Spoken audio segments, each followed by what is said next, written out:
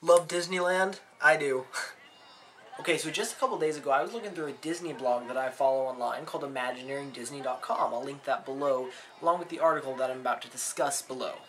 Now, this picture article was posted at Halloween time of 2010, but it still has everything to do now than it did back then. It's titled, "If This Doesn't Scare You, ... Okay, so even if you're not the biggest Disney fan in the world, I think this is going to still interest you.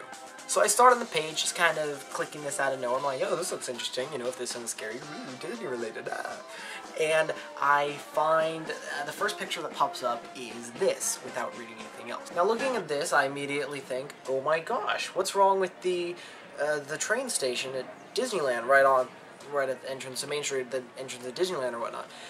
If you've ever been to Disneyland, actually any of the Disney parks, you recognize it, you know where it's from. Okay, so me being me, I'm looking at the picture, very interested, you know, I see the weeds, overgrown plants, everything, and I'm like, wow, this looks like trash.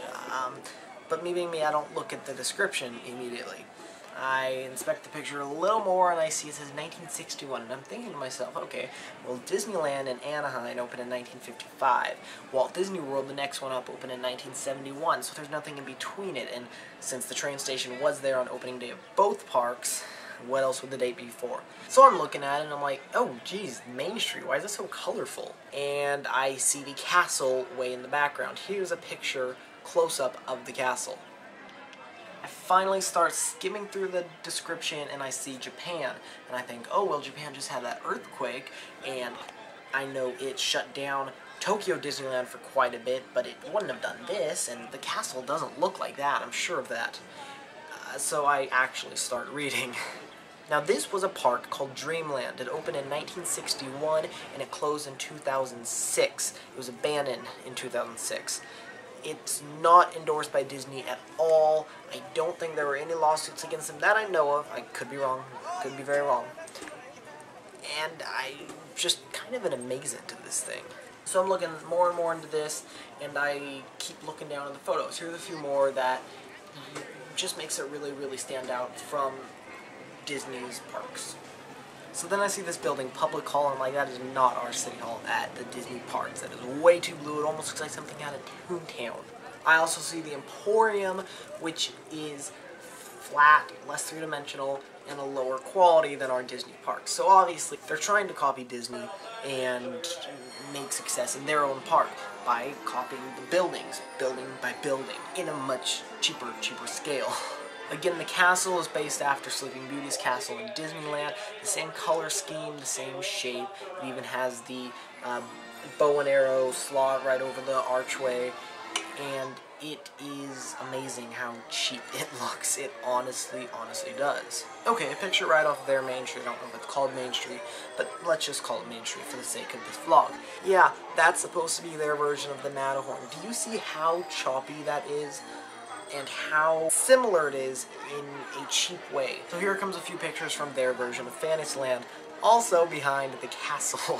You see the carousel over here, dirt floor alone by itself, abandoned. I mean, it's been here for 5 years. These pictures were taken almost a year ago. It's trash, it's junk, it's scary, to be honest. Now, I was not old enough to remember this, but at Disneyland, if anyone here remembers the Skyway going across Fantasyland where you're in the buckets and you're going down looking over all of Fantasyland, it must have been like the coolest experience.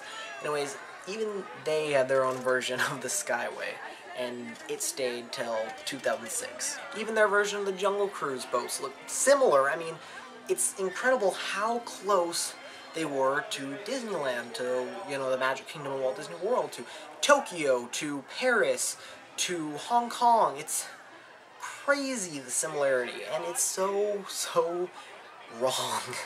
Okay, I might be pronouncing this name wrong, but the photographer's name is Kyle Miriam, and he took these pictures, like I said, pre-October 2010, and he snuck on to the site, and he was there through 2 days. He got some afternoon shots, and then he got some morning shots, and then he headed out. He said his night shots didn't turn out well. He said this place was covered in guards and trucks and people not wanting you in, and there were signs replaced with, you know, if you get caught, it's 100 yen, or whatever the Japanese money is. So if you want to see the last couple of these pictures, it's down below is the link. And this is a JP Producing video only because, like I said, JP Producing will be vlogs, and ForgottenFilmmaker, my new channel, if you haven't heard, link below, please subscribe. I'm switching over, will be short films and larger projects like Shift and my Back to the Future parody and all these things. And last but not least, big shout out to my good friend Robin Ninja Soar on YouTube.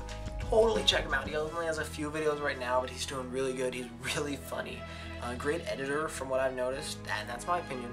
You know, you can speak yours, but he's one of my favorite YouTubers. Don't tell him I said that though. I'll link to his channel below and right here if you're interested in seeing Robin. Well, that's all, folks. That's not Disney. I hope to see y'all soon on here, JP Producing and ForgottenFilmmaker.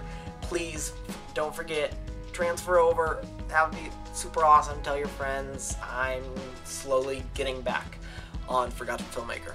Thanks for watching this, especially if you're a Disney fan, and all I have to say is have a zippity-doo-dah day.